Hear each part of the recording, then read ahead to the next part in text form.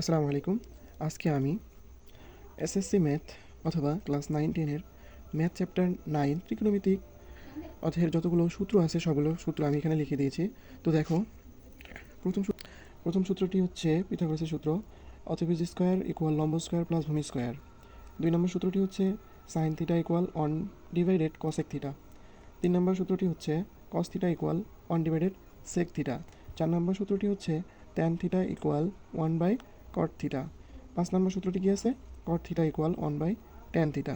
তাহলে দেখো, এই যে 2 নম্বর সূত্রটি দেখতেছো, sine theta equal 1 divided cosec theta. তাহলে কোসেক থিটা ইকুয়াল কী হবে? কোসেক থিটা ইকুয়াল হবে হচ্ছে 1 বাই সাইন থিটা। তাহলে সাইন থিটা এই পাশে চলে আসবে।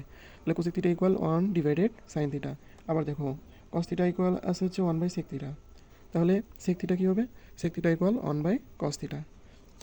তাহলে 8 নম্বর সূত্রটি দেখো, আমরা আবার আরেকটা ট্যান থিটার আরেকটা সূত্র পাই এবং কট থিটার আরেকটা সূত্র পাই। ট্যান থিটার একটি সূত্র হচ্ছে sine theta divided cos theta এবং আরেকটি সূত্র হচ্ছে ট্যান থিটা ইকুয়াল 1 ডিভাইডেড কট থিটা। আবার কট থিটার একটি সূত্র হচ্ছে cos theta divided sine theta এবং কট থিটার আরেকটি সূত্র হচ্ছে 1 ডিভাইডেড ট্যান থিটা। টাইপ 2 তে কী রয়েছে? সাইন স্কোয়ার 1 নম্বর সূত্রতে রয়েছে sign square theta plus cos square theta equal 1।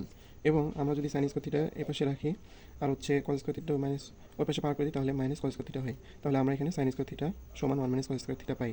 এটা আরেকটা সূত্র, যা এই সূত্র থেকে পাই। এবং এই সূত্র থেকে আরেকটা সূত্র পাই, সেটা হচ্ছে cos square theta equal 1 minus sine square theta. এবার দেখো 2 নম্বর সূত্র, sec square theta minus tan square theta equal 1।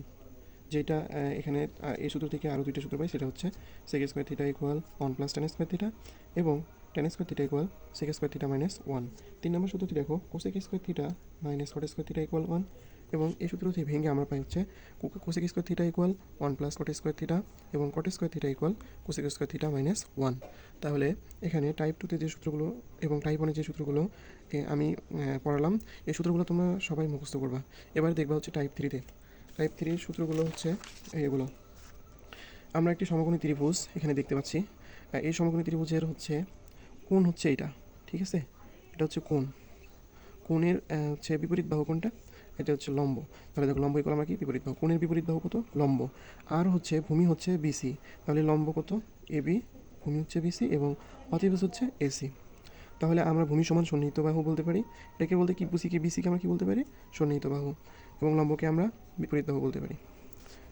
তাহলে 1 নম্বর সূত্রটি কী আছে? সাইন থিটা সমান লম্ব ডিভাইডেড অতিভুজ। 2 নম্বর সূত্রটি কী আছে? কসেক থিটা ইকুয়াল অতিভুজ ডিভাইডেড লম্ব। 3 নম্বর সূত্রটি কী আছে? কস থিটা ইকুয়াল ভূমি ডিভাইডেড অতিভুজ এবং সেক থিটা ইকুয়াল অতিভুজ ডিভাইডেড ভূমি। ট্যান থিটা ইকুয়াল লম্ব ডিভাইডেড ভূমি, কট থিটা ইকুয়াল ভূমি ডিভাইডেড লম্ব। তাহলে দেখো তো, সাইনের বিপরীত কী হচ্ছে? কোসেক। তাহলে প্রথম সূত্রটা কি? লম্ব বাই অতিভুজ। তাহলে কোসেক থিটা এখানে কি উল্টায় গেছে, অতিভুজটা উপরে চলে গেছে এবং লম্বটা নিচে চলে আসছে।